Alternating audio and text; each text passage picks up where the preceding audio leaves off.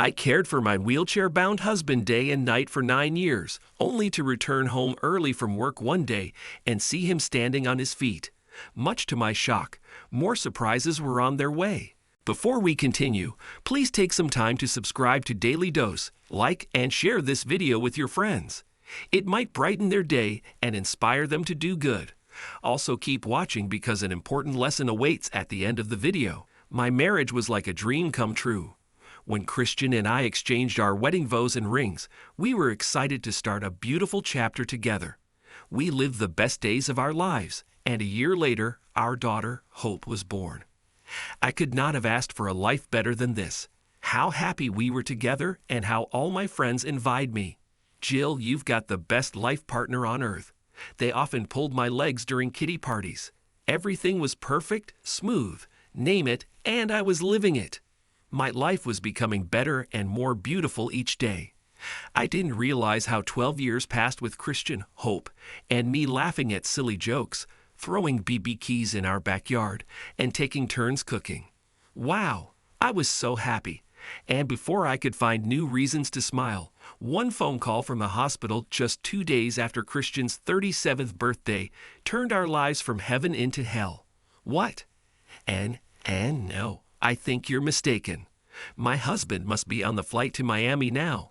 I shuddered at the thought of him being carried to the hospital from an accident scene near the airport. Mrs. Leeds, we found your number saved as my wife on his last call history.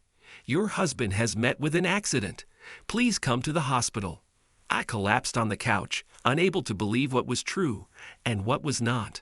No, Christian, I'll not let anything happen to you. I kept crying. Hope came running to me, and we rushed to the hospital. Christian said he was meeting someone in Miami regarding the new business he wanted to start. I remember he was so excited the morning he left for the airport. My heart began pounding faster as I marched inside the ward, only to be told by the doctor that Christian had lost his ability to walk due to a spinal cord injury. Does he know? I asked the doctor, tears streaming down my eyes. Mrs. Leeds, please stay strong, was all she said, and she walked away, not answering my question. I could not believe my perfect life had just ended. My husband, who loved running about doing things for me and our daughter, could not walk again. He could not feel his legs. He could not move. He became dependent on us for everything.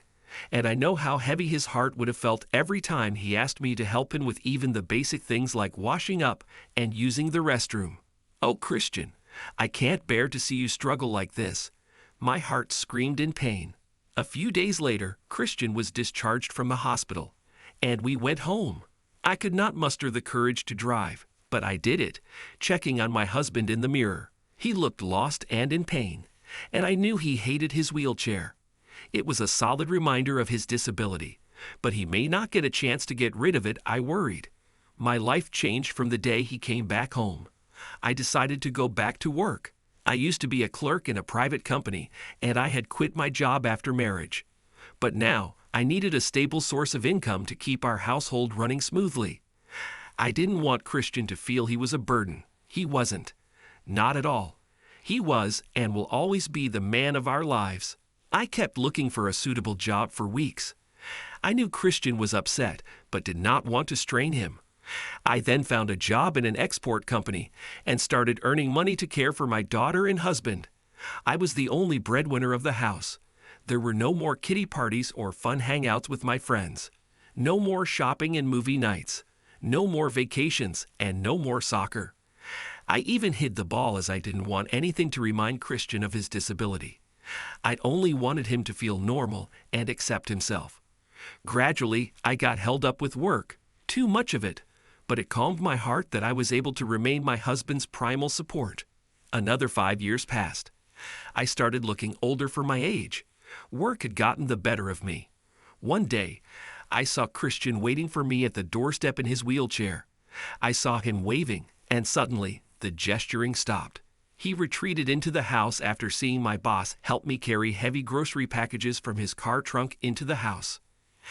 I sold our car a few months ago to pay for Christian's treatment. I took a bus to my office daily, but that evening, my boss, Victor, a middle-aged man married with 3 kids, offered to drop me home from the store as it was past sundown. From that day onward, I noticed a weird change in Christian. My husband, who used to laugh even at my silliest joke that did not sound like one, refused to smile. He stopped dining with me. Our romantic talks by the patio on rainy evenings were reduced to nothing. I knew he was not angry or suspicious, but something seemed to bother him and kept him constrained and unhappy. But what? I kept asking myself and found no clue until one fine day. You must keep in mind, I dedicated my heart, soul, and time to keep my family strong. Christian and Hope were like little baby birds in my hands. I took care of them day and night. I forgot I had started getting older. I failed to notice my daughter was now 21 and in love with a boy. She dreamed of a destination wedding, and I had to start working more to save money for it. Her dream was my reality. I started working overtime, and then one day, Christian handed me his card. "What is it, honey?" I asked him, curious. "I borrowed some money from my friends." "Take it and get things ready for our daughter's wedding," he said. "What? You took money from your friends again?" I was dumbstruck. Christian uttered no more and wheeled away. Then he started bringing in more money every month, saying he had borrowed from his friends I'd never seen or known before. He'd been doing it for over 2 years, and sometimes I wondered how his friends could give him so much money every month. How will we repay them? Several doubts haunted me, but I was too busy to conclude anything. At the time, all that mattered to me was my daughter's wedding. It was her dream, and I was ready to go to any extent to make it come true. One day, I returned home from work earlier than usual and found my husband standing in the kitchen. I rubbed my eyes and, oh my God, my husband was standing on his feet. I was shocked, and as I ran closer, I saw a beautiful young woman there. "What's happening here? And who is this?" I stormed in, tears endlessly flowing from my eyes. I wanted to be happy that Christian was able to stand, move, and walk, but seeing him with a young lady annoyed me. Several suspicions bombarded my mind, but my heart refused to listen. "Christian, were you cheating on me?"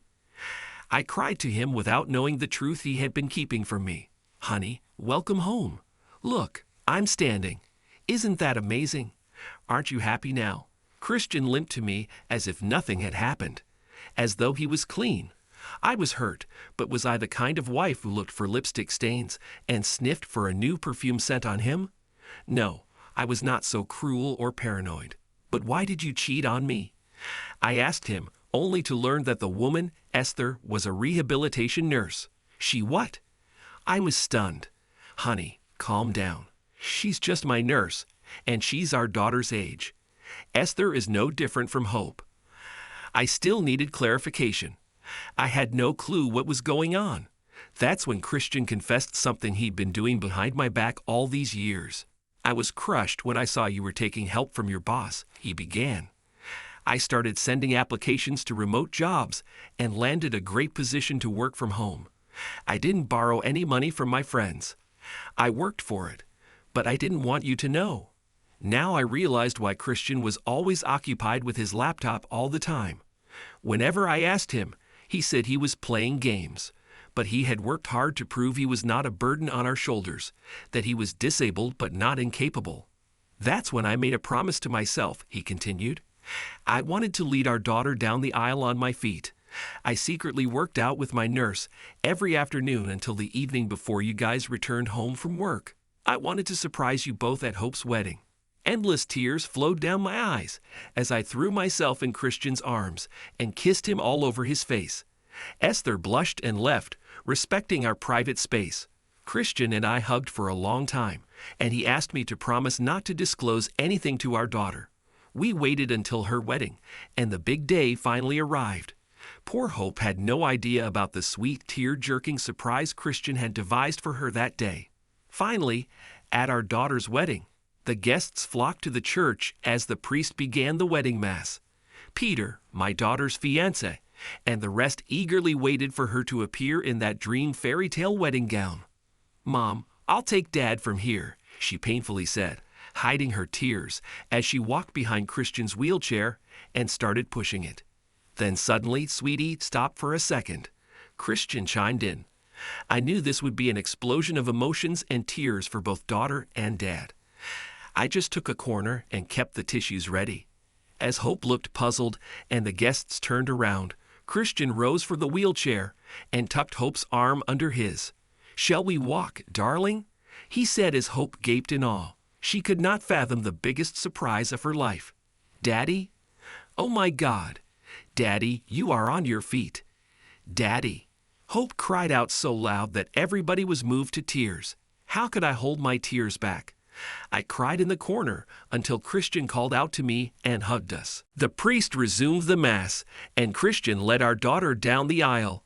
It was the most precious moment of our lives. The dad who taught his daughter to take her first steps took the biggest steps with her toward her new life. I cried and soaked at least a dozen tissues, but those tears wouldn't stop flowing. Rightly said, you can never hold back tears of joy, can you? Today, it's been 6 years since her wedding, and my daughter is blessed with 3 kids.